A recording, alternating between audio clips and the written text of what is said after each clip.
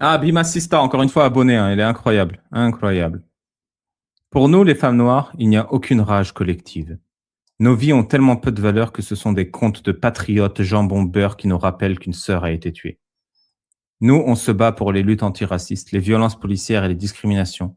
Mais quand un homme noir nous tue, on le couvre et on minimise. Et la gauche n'est pas là pour nous protéger. Elle est là pour défendre les hommes des minorités issus de cultures patriarcales misogynes. Elle est très très bien cette nana, j'adore, hein. Elle a vraiment elle dit les termes.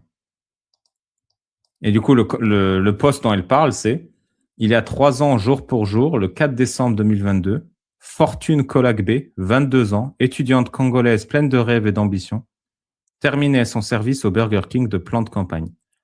Elle attendait le bus pour rentrer réviser son examen du lendemain quand un homme de 26 ans, migrant capverdien en errance, ivre et armé d'un grand couteau, s'est jeté sur elle sans aucune raison. En moins d'1 minute, il lui a porté plus de 14 coups de couteau extrêmement violents. Au cœur, au poumon, à la gorge, sectionnant la carotide, au visage, partout. Fortune est morte vidée de son sang sur le trottoir malgré l'arrivée rapide des secours. 3 ans déjà et son meurtrier attend encore d'être jugé. On n'oublie pas Fortune Kolagbe, jamais. Mais la pauvre, franchement. Je me souviens de cette pauvre jeune femme.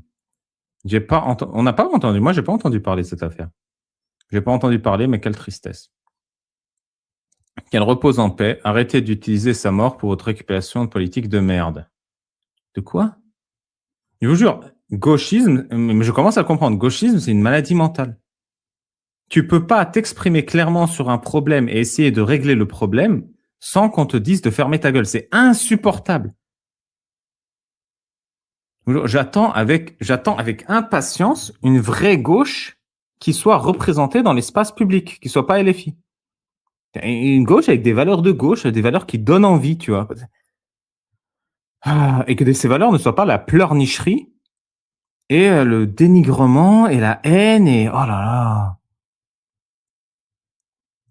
D'ailleurs, j'avais beaucoup aimé Benoît Hamon à l'époque, même si maintenant j'aime plus trop son discours. Je tombe sur un live TikTok nommé Pourquoi vous n'aimez pas l'islam? Le prédicateur y hurle que les juifs sont la pire R-A-C-E, que les Français sont des mouillettes, que le christianisme est une supercherie dépassée et finit par déclarer on ne veut pas de votre respect, on veut que vous deveniez musulmans. Article 24 de la loi de 1881. Dire que les juifs sont la pire, insulter les Français, viser les chrétiens, peine jusqu'à 5 ans d'emprisonnement et 75 000 € d'amende. Injure publique à caractère racial ou religieux, propos dégradants envers les juifs, les chrétiens, les Français, 1 an de prison et 45 000 € d'amende. Diffamation publique à caractère racial ou religieux, accuser un groupe, juif, chrétien, français, d'être une race mauvaise ou d'avoir une supercherie religieuse, peine 1 an de prison et 45 000 € d'amende. Ça, je pense pas. Je pense pas que c'est comme ça qu'il s'applique l'article. Ah, peut-être un groupe, je vois ce que... Si, non, c'est pas possible, ça puisse s'appliquer. Parce que moi, j'arrive pas à dire, le judaïsme, c'est une supercherie, hein. Le christianisme, c'est une supercherie. L'islam, c'est une supercherie. Toutes les religions sont des supercheries. Donc, je pense pas. Je pense qu'elle amalgame accuser le groupe et accuser la supercherie religieuse. Je pense qu'elle amalgame les deux. Ça, à mon avis, il n'est pas possible de ça. Et d'ailleurs, j'aurais même dit, moi, sur le christianisme est une supercherie dépassée, ça, c'est tout à fait légitime, et même, c'est de la lucidité. C'est-à-dire qu'il est lucide quand on critique le christianisme. Par contre, il n'est pas lucide quand on critique l'islam, très probablement. Genre, la première partie, évidemment que ça tombe sous le coup de la loi. Ça, pas du tout. Pas du tout. Mais aujourd'hui, on peut plus... Vous avez une liberté de croyance, vous pouvez devenir bouddhiste ou autre chose, ça... Il n'y a rien qui vous en empêche, on est bien d'accord. Alors, bouddhistes, on vous fera pas chier, c'est vrai. Il faut dire qu'ils sont pas très nombreux non plus sur le Que territoire. vous devinez juif ou musulman, on vous fera pas chier en soi. Attendez, regardez les pauvres juifs, ce qu'ils endurent en ce moment ici. C'est la pire race sur terre, madame. Madame, c'est la pire race sur terre. C'est pas des antisémites, vous savez ce que ça veut dire, madame? C'est nous les descendants de ça. La haine du juif, tout simplement. C'est ça la haine du juif pour vous? La haine du juif, bah oui, vous avez vu ce qui se passe au quotidien? Mais madame, je crois que vous pouvez arrêter d'allumer la télé et lire un cahier, un livre d'histoire. Un peu, 100 minutes, sérieusement, madame. Mais attendez, vous les avez où par où, vos infos, vous? Bah, peut-être en allant sur le terrain directement. Elle a dit, au départ, madame, vous avez dit, mais vous voyez pas tout l'antisémitisme qu'il y a. Alors déjà, là, qu'est-ce qu'il dit? Il dit, c'est la pire RA sur Terre, mais il sait pas c'est qui, vu que c'est lui, les descendants antisémites, c'est lui. Donc, il a identifié une pire RA sur Terre, mais c'est pas lui, parce que c'est lui le sémite. Donc déjà, vous voyez le double discours pour faire genre, non, c'est moi la victime, c'est eux les méchants. Et en plus, il est ultra raciste. Hein. Il y a, En France, vous pouvez pas le nier. hein, Bah, vous Non, pouvez pas le nier. on peut le nier. C'est en France que On ça peut existe le le nier. plus, je trouve, en ce moment. On peut le nier très simplement, madame. Il y a Et pas ça me fume, c'est de quel terrain il parle? Il est allé sur quel terrain, le mec? Il fait partie du Mossad ou du Hamas ou du GIGN ou je sais pas de quel terrain il parle. Antisémitisme en France. Il n'y a pas d'antisémitisme en France. Jésus était comme moi, uniquement. Ah, il n'y a pas d'antisémitisme en France. Ok, intéressant. Mais j'aimerais bien qu'il le définisse quand même. Et Jésus était comme lui? Pas comme vous. Pourquoi comme vous avez vous. oublié? C'est pas que ça qu'ils ont mal représenté. Ce qu'il y a dans votre livre aussi, ça a mal été représenté. Voilà, on est dans la critique pure. Ça y est, on y vient. Critique textuelle. Et là, c'est en fait c'est le délire mythologique islamique comme quoi Jésus est un musulman. C'est pour ça qu'il dit Jésus est comme moi parce que lui est musulman. Et du coup, Jésus était comme lui et eux, leurs textes ont été modifiés donc ils savent pas que Jésus était un musulman. Textuelle, oui. Oui. Et on Oui, peut c'est aller vrai. là-dessus si vous voulez. On peut y aller, madame. Nous aimons la vérité. Quand bien même vous n'êtes pas d'accord avec nous, on vous protégera. Les musulmans préservent les vies. Ils honorent les personnes. Ils font attention au bon voisinage. Ils défendent les injustices. Quand bien même le plus faible des musulmans, il est capable de sacrifier sa vie et de se battre face à une dizaine de personnes. Voilà la mentalité des musulmans. Voilà pourquoi l'islam, elle se répand. Parce que vous avez des hommes et des femmes. Là où vous avez des mauviettes. Voilà la différence. On est dans le dénigrement. Oui, c'est un dénigrement, je suis désolé. Bienvenue dans le monde réel. À partir de ce raisonnement qui est dans la Constitution française, il appartient à chaque citoyen de choisir sa confession religieuse. Donc si maintenant, ou dès demain, la moitié, voire 3/4 de la population française décide de se convertir à l'islam, c'est leur droit. Et tant pis pour vous, vous n'aviez qu'à apprendre votre religion et avoir un esprit de vérité. Et du coup, si la moitié de la population française musulmane quitte l'islam, c'est leur droit. On est d'accord ou pas? Évidemment, là, il va pas répondre. C'est pas notre faute, en fait, si votre religion elle est démodée et que tout le monde s'aperçoit de la supercherie. C'est pas Mais notre faute. qui Non, je peux comprendre qu'on vous a donné des fausses informations comme le fait que t'es pas baptisé, tu prends pas tu prends pas un bain, ça veut dire que t'as pas d'âme. C'est un peu bête. Par contre, avant de rejeter l'islam, allez lire un Coran. Ah, mais je Vraiment le vous rejette insto, pas. s'il vous plaît. J'ai beaucoup de respect. Mais on s'en fout du respect, on veut que vous deveniez musulmane parce que c'est pour votre salut. Quoi? Attendez, quoi? Qu'est-ce que vous On dites? s'en fout du respect, on veut votre bien, simplement. Mais pourquoi? Parce que vous avez une définition du respect qui n'est pas la même que la nôtre. En fait, quand il dit on s'en fout du respect, on veut votre bien, il veut dire que le bien, c'est de ne pas se faire torturer par Allah. Et la seule manière de ne pas se faire torturer par Allah, c'est de se soumettre à l'islam. Sauf qu'Allah, il n'est pas sur terre. Donc, il faut se soumettre à Mohammed. Sauf que Mohammed, il est mort. Donc, il faut se soumettre à qui? À ce barbu. Donc, quand il dit on veut votre salut, il veut dire on veut que vous vous soumettiez à moi. C'est juste une perversion des choses. Et c'est pour ça que les musulmans, quand ils faisaient des raids en Afrique du Nord, au Moyen-Orient, ils disaient, voilà, soumets-toi ou l'égorgement. C'était ça. Du coup, le mec, soumets-toi à quoi? Paf, égorgé, il prenait les femmes, les enfants, le pognon. Et si jamais le mec, il se soumettait, il dit, ouais, c'est bon, toi, ça va. Madame, vous avez une définition du respect qui n'est pas la même que la nôtre. Moi, je vous respecte. Voilà, c'est ça que fait l'islam à des individus. Donc, quand vous êtes musulman, dites-vous, qu'est-ce que je dois faire pour que l'islam ne me transforme pas en ça? Et je pense qu'il n'y a pas assez de musulmans qui se posent cette question, parce que cet individu, il est ignoble, il est raciste, il est suprémaciste, il est d'extrême droite, il est fasciste, il est tout ce que vous voulez. Il est misogyne, il est homophobe, il est antisémite, il est haineux. Donc, est-ce que c'est l'islam qui a fait ça de lui ou pas? Et si c'est l'islam qui a fait ça de lui, qu'est-ce que je peux faire, moi, en tant que musulman, pour pas devenir comme lui? Et pour pas d'autres musulmans deviennent comme lui? Tellement, vous les chrétiens, que j'ai lu vos textes. Alors, merci pour ça. Ah, de rien. Mais je t'en prie. Mais aujourd'hui, on peut. Fred, une voilée est fière de présenter son dernier achat, une version du Coran qui serait selon elle la meilleure traduction en français, plébiscitée aussi par tous les coms sous son tweet, avec note de bas de page.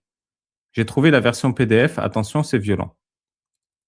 Donc les annotations. Les mécréants sont les pires êtres de la création. Il faut s'écarter des souillures, ils sont des souillures dont il faut s'écarter. Ils sont pires que des animaux, car au moins les animaux comprennent pourquoi ils ont été créés, contrairement aux mécréants. Mais ça va être ça incroyable l'islam, hein, je vous préviens, ça va être tout aussi violent, avec des dessins.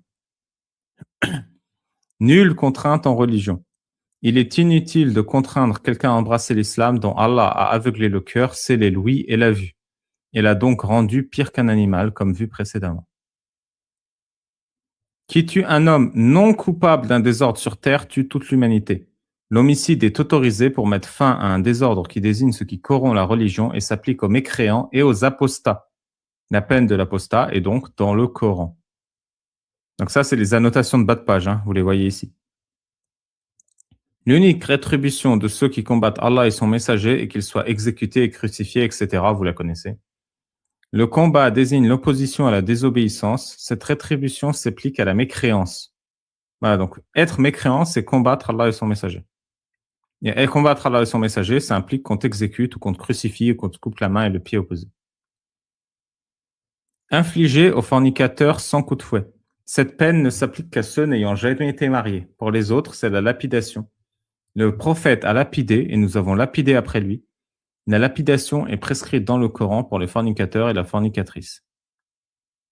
Ah bon, ça, je suis pas sûr.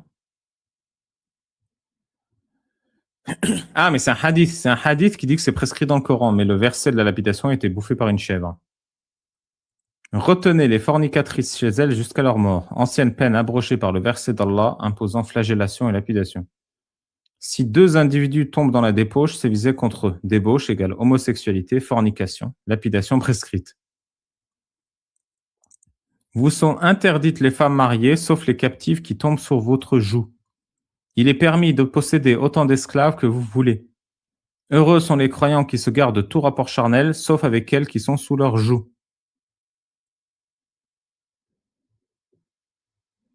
Allah a ordonné aux croyants de se voiler quand, donc là c'est voilà, aux promotions du V des esclaves, de l'infériorisation de la femme, de la position d'une femme comme objet sexuel. Vous avez toutes les horreurs du monde dans le Coran et dans les annotations des grands savants.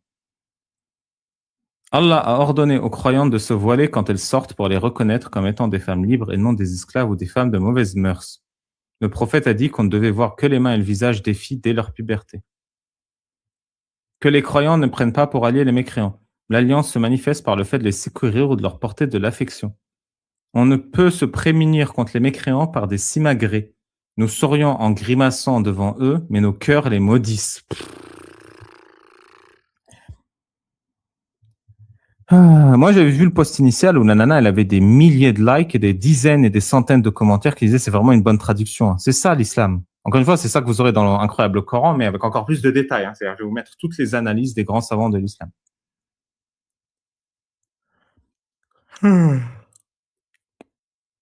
Frappez-les à la tête. Allah a ordonné de combattre les mécréants car ils se sont opposés à lui et à son messager. Toute personne agissant de la sorte mérite le même sort. Frappez-les les coups, car cette manière est plus dure que la mise à mort, et ainsi. Ô prophète, incite les croyants à combattre les mécréants. Ils ne répandent que la corruption. Les croyants savent que le combat sert à faire triompher la religion. La corruption désigne la mécréance et la désobéissance à Allah. Ne faiblissez pas et n'appelez pas à la paix, uniquement si les musulmans sont en position de force. Dans le cas inverse, on peut conclure une trêve. Ah, bah vous voyez que c'est une religion de paix. Uniquement si les musulmans sont en position de force. Dans le cas inverse, on conclut une trêve. Ah bah tiens, c'est Mélenchon qui serait intéressé. Tuez-les tous, car la subversion est plus grave que le meurtre. Combattez-les jusqu'à qu'il n'y ait plus de subversion. La subversion désigne la mécréance. Tel est le but du djihad mené contre les ennemis de la religion. Le djihad n'est pas une obligation individuelle, mais une obligation collective. Le croyant doit procéder au djihad en combattant les ennemis les uns après les autres, de proche en proche. La première étape consiste à prêcher de la meilleure manière qui soit. Ensuite seulement, on lutte et on fait preuve de rudesse face à celui qui refuse de répondre à l'appel d'Allah et de se soumettre à sa loi. Ça va que du bien vivre ensemble, de l'harmonie, de la bonne entente. Couper la main des voleurs. Les peines légales sont une miséricorde et un bienfait, et l'amputation du voleur en fait partie. Je vous avais expliqué tout à l'heure que il faut tout faire pour que le mécréant n'ait aucune bonne action de son vivant, pour que comme ça, quand il est mort, il sera torturé un max. Et ben de la même manière, à l'inverse, les bourreaux islamiques, Mohammed et ses compagnons, disaient que la lapidation, la flagellation et les amputations corporelles étaient une bénédiction. Parce que tu lui donnes la punition sur terre aux pécheurs pour qu'il ne soit moins puni par Allah dans l'au-delà. Donc vous voyez, soit vous avez une vie confortable sur terre et une punition dans l'au-delà, soit l'inverse. Donc pareil, tout ce que tu souffres sur terre, ça t'enlève une punition d'Allah dans l'au-delà. Il faut partir du principe que Allah te punit par défaut. Donc il faut que tu souffres un maximum de ton vivant pour enlever des punitions après ta mort.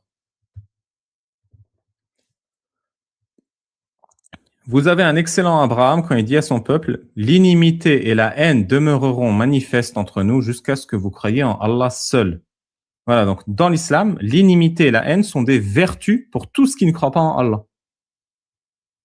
Voilà. Et n'oubliez pas, #paix. Ah, sacré Roro, excellente conclusion. Et les commentaires qui est en dessous. Il est super complet, tu vas kiffer. Je l'ai aussi acheté pour ce ramadan, je le trouve incroyable. Franchement, tu ne seras pas déçu, tu verras que tout est bien expliqué et bien traduit. On dirait une bite, son pseudo, elle. Tu verras, il y a tellement d'interprétations et d'explications sur les versets avec une traduction rapprochée encore meilleure acquisition que tu aies pu faire. C'est tellement le meilleur Coran, tu vas kiffer. Allahumma barek, super Coran, un Coran d'étude, je dirais, avec une super interprétation de son éminence Ibn Kathir. Assalamu alaikum. Tu vas voir, il est top. Genre vraiment, il est très facile à comprendre avec les explications en dessous. Qu'Allah nous facilite sa lecture. Pitié, il est bien. La baisse de foi me guette salement et j'ai besoin de comprendre. Je ne l'ai pas encore vraiment lu, mais oui, que des bons avis sur ce Coran et la traduction est apparemment la meilleure, donc fonce. En vrai, je devrais peut-être utiliser sa traduction de ce Coran pour mon incroyable islam. Parce que là, j'ai utilisé la traduction de Sami El-Dib. Je l'ai enfin acheté, alhamdoulilah. Religion de paix et d'amour. Je vais partager ce thread parce qu'il est bien. Merci Roro. Il fait un excellent travail, Roro. Hein, abonnez-vous. On ne veut pas que la position des femmes régresse. 1 an après la chute de Bachar el-Assad, les Syriennes déterminées à défendre leurs droits. Les femmes n'auront jamais leurs droits tant qu'elles n'ont pas compris qu'elles ne peuvent pas avoir le droit avec un tissu sur la tête. Elles comprennent pas que tant qu'elles acceptent qu'on leur retire des droits, par exemple le droit de monter leurs cheveux, elles n'auront aucun autre droit parce qu'elles-mêmes ouvrent la porte pour qu'on leur retire des droits. Ah, le footballeur Emara et Inès Mahrez, la sœur du joueur algérien Riyad Mahrez, sont en couple depuis 1 an. Ils se sont rencontrés en vacances à Marbella et depuis octobre 2024, ils ne se lâchent plus. Akabeb savait très bien ce qu'il faisait en postant ça. Ah là, je poste un petit post qui va faire son boucan. Je le sais, je connais. Hein.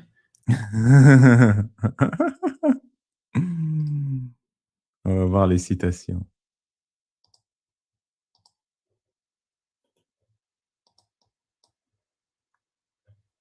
Alors, je vais vous expliquer pourquoi ça me fait marrer que je veux le faire.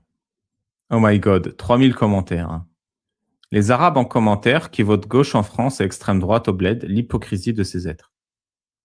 Les Algériens depuis la nouvelle, vu que c'est un noir. C'est un cauchemar, il est même pas circoncis. Voilà, donc pourquoi c'est un cauchemar? Premier commentaire. C'est parce que les Arabes considèrent que les femmes arabes leur appartiennent. Et il y a un racisme qui fait que, en plus des Arabes, il y a les Nord-Africains aussi, qui fait que les Noirs sont encore plus détestés. Donc, on ne tolère pas qu'on sorte avec quelqu'un qui soit de couleur noire. Merci de montrer à quel point certains rebeux vous êtes complexés des Noirs. Complexés de quoi? Les Algériens et les bites de Noirs, c'est une obsession.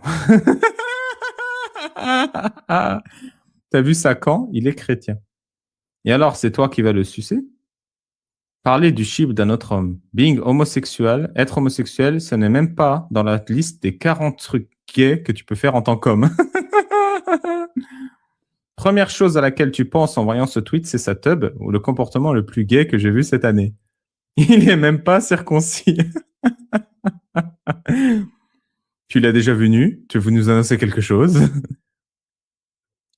Donc le zizi de cet homme t'intéresse? Les rebeux et les renois dans les coms, j'ai l'impression de revivre le mariage de Samaké. Rebeu couscous versus renois mafé. C'est bon le mafé, le couscous. Tous les mecs rebeux qui chialent, alors qu'il n'y a pas longtemps, ils félicitent RK qui sort avec Aya Nakamura. Certains Arabis, leur niveau de racisme, des fois je me demande s'ils sont vraiment des musulmans. Les renois quand il s'agit de serrer les maghrébines. Moi-même, ils étaient contents en disant qu'ils reprenaient leur buzz comme en 2016, maintenant ça chiale et ça devient raciste. Peut-être il est jaloux. Voilà la première chose, et je dis bien la première à laquelle les Maghrébins pensent en voyant un couple mixte. L'aubergine de l'homme noir. C'est à se demander s'ils sont pas jaloux de la femme, car c'est elle qui va se la prendre et pas eux. En vrai, il y a tellement de gens qui disent je suis là pour les commentaires racistes, mais j'en vois aucun. Pour l'instant. Tout le monde dit qu'on a la confirmation, mais il y a personne qui confirme. À part le premier, là. Je comprendrai jamais ces beurettes. Ah, enfin un deuxième commentaire raciste. Il n'est pas circoncis. J'ai vraiment lu ça dans les coms. Ah, les Algériennes sont venues sur Terre pour soulager tous les peuples du monde. Encore 3e commentaire raciste. Les Maghrébins racistes sont de sortie. C'était la news qu'ils attendaient. Ils font tellement pitié. Ils sont racistes envers les Noirs juste parce que leurs Blancs leur chient dessus. Donc ils essaient de se venger sur les Noirs. Pierre et Marie Curie ont marché pour qu'ils puissent courir. Beret Achel dans 3-2. Tous les préjugés en un seul tweet. Waouh. Ça résume bien les familles maghrébines. Les hommes qui réussissent se font honneur et les femmes qui font les kebab et TDR. Voilà, encore un point raciste. C'est parce que être avec un homme noir, c'est faire la kebab. Ah, on s'en tape. Merci, Iceberg. Les Maghrébins, il y a ça, dans les coms qui font genre, ils sont conservateurs, ils veulent pas que leurs femmes se marient avec des Noirs. Parce que les femmes appartiennent aux Maghrébins. Alors que c'est juste des racistes. Si c'était avec un Blanc, ils allaient jubiler, c'est ça le vendu. Les Algériennes fétichisent des hommes noirs. Ok. Les Algériennes et les Marocaines aiment trop les Noirs, c'est abusé. Les deux sœurs de Mahrez fréquentent des Africains. Ah, encore un commentaire raciste. C'est tellement une dinguerie comment les Maghrébins sont racistes. Si c'est avec un Français, vous avez bien fermé. Mais vu que... Ah, mais c'est toujours le même qui parle. Là. Déjà à l'époque, quand elle sortait avec un Noir, ça avait demandé l'expulsion de Mahrez de l'équipe algérienne. Là, ça va demander la peine de mort.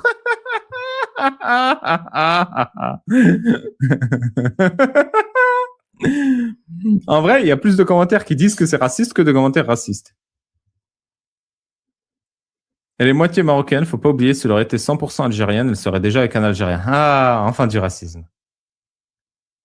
L'île est comme des Maghrébins et fait biata en baissant les yeux. Ok. Ça me fume de rire, les rebeux prennent les grosses européennes moches que nous les blancs on veut pas, quoi. Et les renois prennent les maghrébines les plus jolies dans le même temps. Quoi? Qu'est-ce que je lis? Tu laisses ta sœur à un khel? Voilà.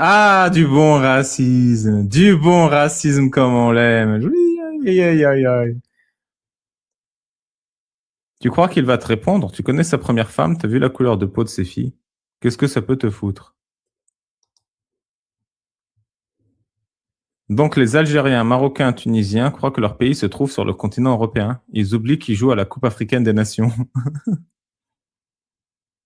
Les Algériens disent que les Marocaines sont faciles, mais moi, ce que je constate en région parisienne, les Algériennes sont pires. Ayem Nabila, Anissa Keid, Zaya, Habib Dal, sa femme algérienne, sa maîtresse est une Algérienne, Khera Hamraoui, des grosses K, K-E-H. Bravo à ce jeune noir de tartiner cette maghrébine. Ah, enfin un commentaire constructif et positif. C'est vraiment étrange que les Algériens ne veulent pas se marier à des Algériens et préfèrent des Africains ou des Européens. Algériens, posez-vous les bonnes questions. Encore lui, je l'ai vu 3 ou 4 fois aussi. Les Mahrez, ils prennent Algériens, ils meurent, on dirait. Tous ceux qui parlent des Algériennes de manière décomplexée, mettez voir vos têtes en photo qu'on voit les vilains qui ont la langue bien pendue grâce à l'anonymat. Ok. Bon, j'ai fait le tour. Il n'y avait pas tant de com racistes que ça, honnêtement. C'est parti, on va commencer par rappeler que Sherif Gaber est en prison pour offense à Allah en Égypte, parce que Allah est trop faible, du coup les Égyptiens doivent défendre sa dignité. Betty Lashgar, il encourt 7 ans de prison. Hein. Betty Lashgar est en prison pour avoir porté un t-shirt Allah est lesbienne, donc 3 ans de prison au Maroc parce que le Maroc a déterminé qu'Allah n'avait pas le droit d'être lesbienne. Et donc, pourquoi pas, hein, si le Maroc est plus puissant qu'Allah, j'entends. Et donc, ces deux-là sont le sommet de l'iceberg de toutes ces personnes qui sont écrasées et massacrées au nom de l'islam, parce que l'islam est une idéologie de marde, une idéologie fasciste, une idéologie d'extrême droite qui pourrit le cerveau, qui abrutit les gens. Et il est temps de s'en débarrasser. Et c'est pour ça qu'on va vous parler de l'islam. Des personnes de toute religion peuvent visiter le Vatican. Des personnes de toute religion peuvent visiter Jérusalem. Seuls les musulmans peuvent entrer à la Mecque. Les non-musulmans, ils sont interdits d'accès, considérés comme impurs. Ouais, c'est Allah la vraie victime du coup. Voilà, j'ai eu un discours haineux parce que j'ai eu le discours de l'islam. Je rappelle du coup, encore une fois, que les musulmans interdisent à Allah d'être lesbienne. Qui a bien besoin de l'entendre. J'ai fait ça avec 3 voilées. Astaghfirullah, c'est Iblis qui tweet. On va lire un peu tout ça. C'est un menteur.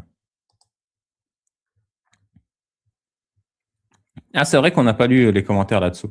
Mon rêve, c'est de trouver un mec grave religieux et genre, je fais tomber dans la zina. J'ai fait ça avec 3 voilées. Qu'Allah te brise la nuque.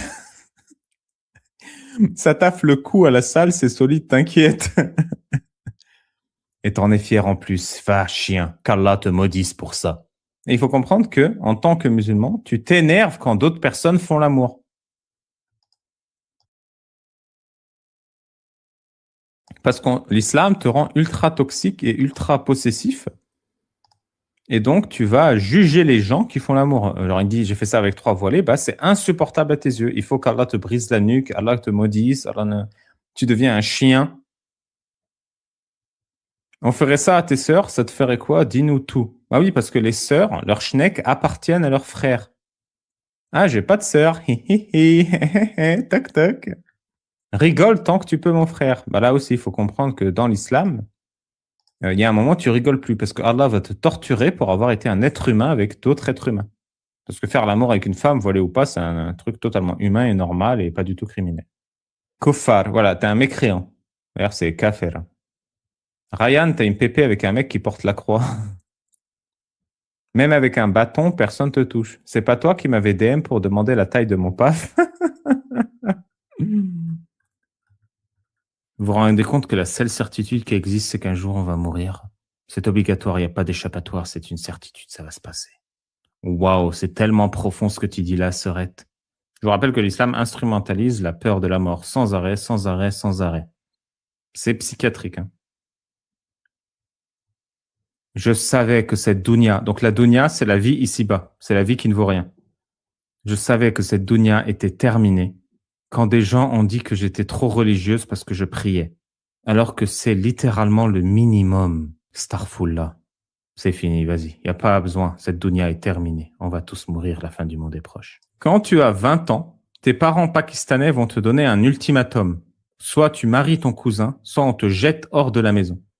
C'est très important qu'à ce moment, tu remplisses tes affaires, tu quittes au milieu de la nuit et tu ne reviennes jamais en arrière. Plot twist, un meurtre d'honneur attend pour l'option 2.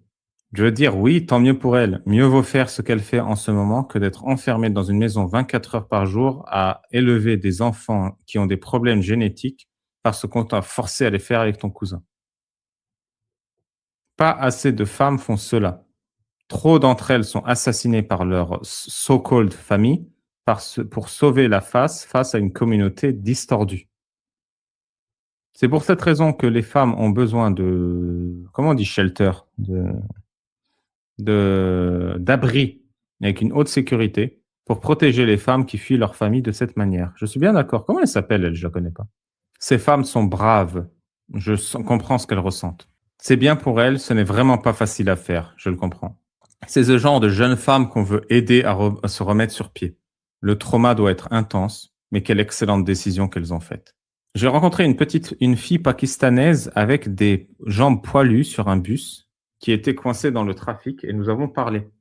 Elle m'a dit qu'elle avait fui sa maison et qu'elle était dans une safe house, je ne sais pas c'est quoi, un genre de foyer, parce que elle a dit à ses parents qu'elle était lesbienne et je lui ai dit ne rentre pas chez tes parents, tu ne serais pas en sécurité. J'ai rencontré un mec du Sri Lanka dans ma classe dont les parents l'ont emmené rencontrer sa future femme dans un voyage en truck, je sais pas comment on dit, en camion, juste après la frontière allemande.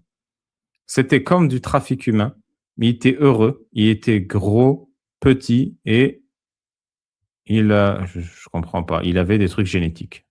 Tomber malade en tant que musulman signifie que nos péchés sont effacés. Chaque toux, mal de tête, fièvre ou mal de gorge en vaut la peine. L'islam n'est-il pas merveilleux? La miséricorde d'Allah est infinie, alhamdoulilah. Alors ça, j'ai 2 éléments à vous dire. La première, c'est que l'islam valorise la souffrance et le mal, la maladie, la souffrance, la peine. On le voit comme une vertu. Et c'est pour ça que l'islam te dit non, mais si t'es malade, t'inquiète, c'est pas grave, tranquille. Alors que c'est pas vrai. C'est mal d'être malade, il faut chercher une solution. Donc au lieu de chercher un remède, un médicament, un truc, on va te dire non, non, non, t'inquiète, le remède vient d'Allah. Et en plus, là, Allah, il te rend service parce qu'il te fait du bien. Il t'enlève des péchés pendant que tu es malade et tu souffres. Et du coup, voilà, la souffrance et la maladie deviennent des vertus. Tu meurs malade, tu meurs en tant que martyr. Donc ça, c'est le premier point, c'est que ça abrutit les gens. Parce que c'est pas vrai, la maladie doit être combattue et par le progrès, la connaissance, l'analyse, etc. Deuxième point, c'est qu'il faut comprendre que ça exclut aussi les mécréants. C'est-à-dire qu'il n'y a que les musulmans pour lesquels la maladie est une vertu. Pour le mécréant, c'est une punition sur terre. Il faut comprendre que quand un mécréant fait une mauvaise action dans la mythologie islamique, Allah le récompense, quand un mécréant fait une bonne action, pardon, dans la mythologie islamique, Allah le récompense de son vivant. Pourquoi Allah le récompense de son vivant? Pour qu'il n'ait pas de récompense après sa mort. Donc dans l'islam, la récompense est exclusive. Soit tu es récompensé une fois vivant, soit tu es récompensé une fois mort. Et la récompense une fois mort est bien meilleure que la récompense vivant. Donc par sadisme, pour punir les mécréants, Allah va les récompenser systématiquement quand ils sont vivants, pour qu'ils puissent les punir optimalement quand ils sont morts et qu'ils aient aucune bonne action de leur vivant qu'ils puissent encaisser. Et donc ça permet aussi d'embrigader le musulman dans l'idée que, mais pourquoi les mécréants, ils sont riches? Pourquoi les mécréants, ils réussissent? Pourquoi les mécréants, ils sont heureux? Et moi, je suis malheureux dans un mariage polygame où il a 3 femmes en plus de moi, où on n'a pas d'argent. Bah, l'idée islamique, c'est de te dire, t'inquiète, c'est parce que Allah, il les récompense et toi, tu seras récompensé une fois que tu sois mort. C'est pour ça que tu souffres maintenant. Mais le mécréant, il jouit, il fait la fête, il fait l'amour, mais une fois mort, il sera puni.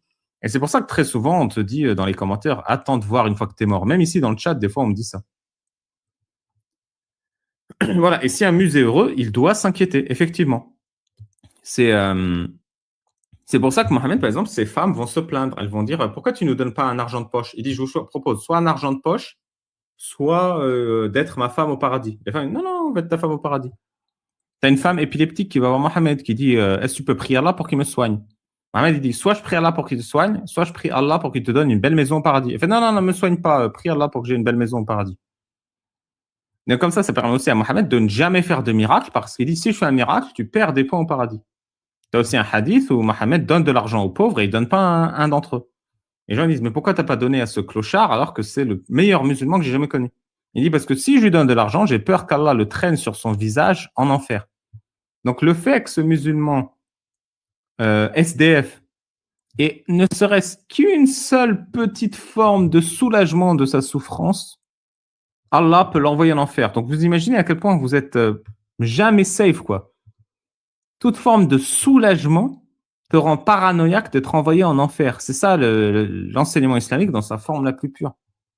Donc il ne faut même pas chercher à te soulager. D'ailleurs, Mohamed aimait bien garder l'argent des aumônes.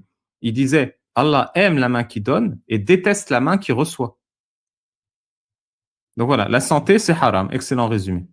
Et du coup, il y a un hadith où un mécréant prête sa chemise à Al-Abbas, l'oncle de Mohamed. Donc c'est Abdullah ben Ubayd de mes souvenirs, l'ennemi d'Allah. Et donc quand Abdullah meurt, Mohamed dit, vite, vite, vite, où est la chemise? Et il va rendre la chemise au cadavre. Et il enterre le cadavre dans la chemise comme linceul. Et pourquoi il a fait ça? Les savants de l'islam, ils expliquent. Al-Sa'di, il va vous expliquer.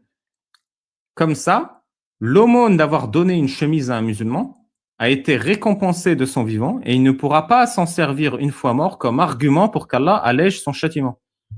Donc déjà, le mec a prêté une chemise pendant des années et une fois qu'il est mort, Mohamed, il rend la chemise dans la tombe, il fait c'est comme s'il l'avait jamais prêtée.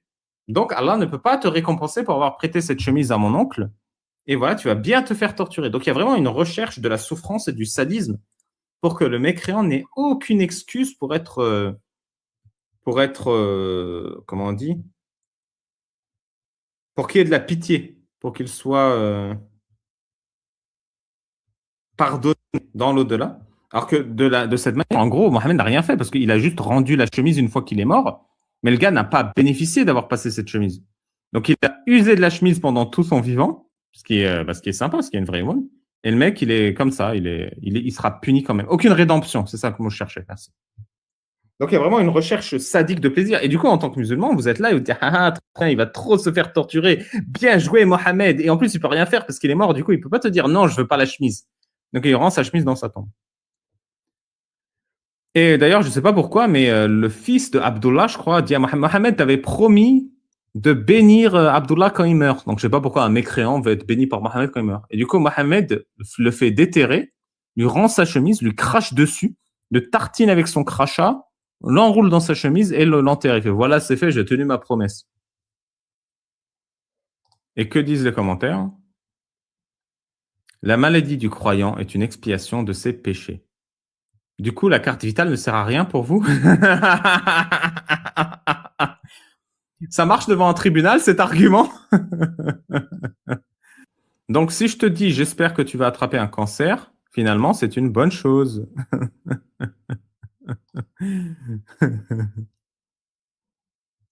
Les enfants qui meurent d'un cancer, c'était quoi leur péché?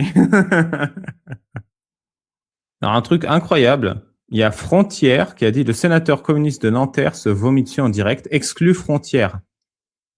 Alors, je trouve ça vraiment pitoyable. Ils se gavent tellement de votre argent qu'ils en vomissent. Genre, le mec, il a vomi, c'est bon. Je trouve ça vraiment pitoyable de la part de Frontière et de ce Garen-là. Ça arrive, voilà, il a un truc, je sais pas, il était dans un milieu radioactif ou quoi, ou il est malade, ou il est hier soir, peu avant minuit, voilà, il a un problème de santé, j'en sais rien. Et les mecs, ils se foutent de sa gueule. Vraiment, c'était vraiment pitoyable de votre part, les gars. La vidéo n'est pas une exclusivité puisque diffusée et appartenant au Sénat. Mais le fait de dire que c'est une exclusivité, un mec qui vomit, mais qu'est-ce qu'on s'en fout? Le sénateur Ouzoulias est atteint du syndrome de Gilbert, pouvant amener dans certains cas à des nausées.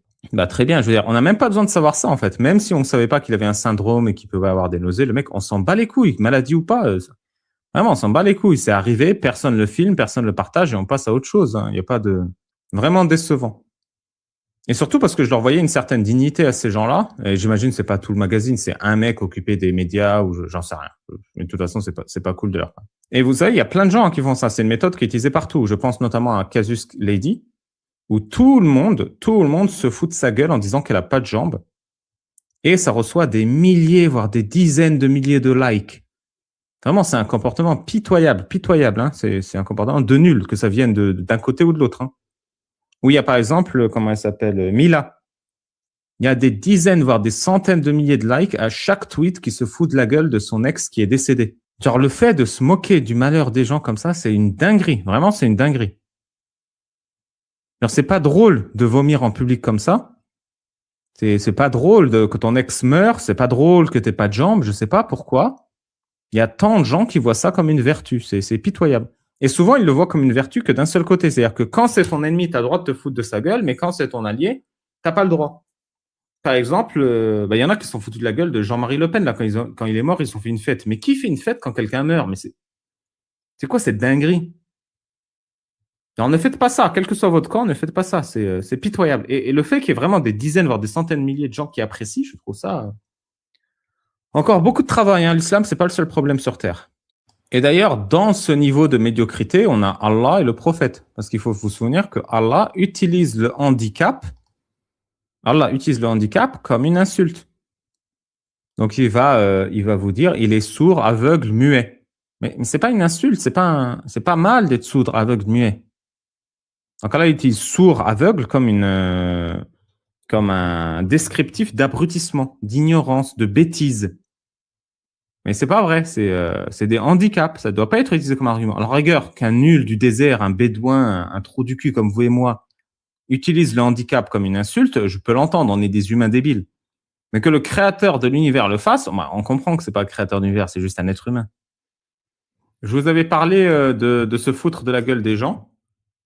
Et donc là, on lui a sorti s'il est mort, il compte pas comme un body. Donc c'est une référence à une chanson de cette dame. Et en gros, l'idée, c'est de se moquer du meurtre, de la mort, du décès du compagnon de Mila. Et il a 150 000 likes.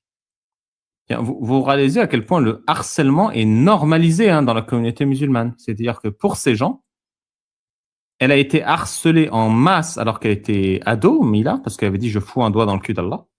Et continue de la harceler des dizaines d'années après, parce que pour eux, c'est normal. c'est normal de harceler un mécréant et c'est à une punition à vie. Et ce harcèlement peut passer par le dénigrement des morts, peut passer par des attaques personnelles. C'est-à-dire que eux, ça leur pose aucun problème si Mila venait à sauter la vie. Pour eux, c'est au contraire, c'est un achievement. Ils y ont contribué fièrement. Et je trouve forte, hein, franchement, d'avoir subi tout ça et de s'en être sorti.